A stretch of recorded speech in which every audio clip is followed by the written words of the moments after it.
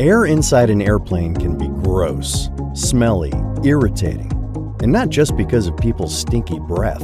Yuck! The air we breathe in the cabin is drawn from the engines.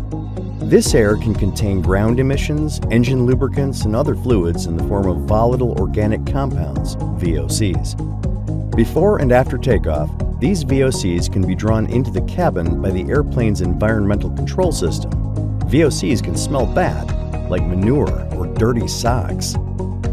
But if your plane has VOZC, a combined VOC and ozone converter, outside air gets treated before it enters the cabin. In fact, it's the only way to treat air coming from the engine and auxiliary power unit.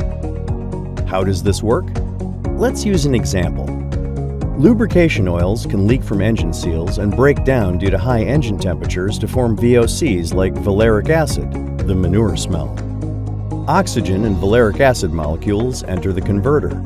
They pass through a series of tunnels coated with catalyst, react, and are converted into carbon dioxide and water, substances we already breathe in and out naturally. And like traditional ozone converters, the catalyst in VOZC also treats ozone, converting into breathable oxygen. Catalysts facilitate but don't participate in reactions, so a single VOZC can last for thousands of flights before routine service. So why isn't VOZC in every plane? Because converters add weight. But VOZC offers passengers and crew the cleanest cabin air available and reduce the number of expensive and disruptive odor-related events, making VOZC worth the wait.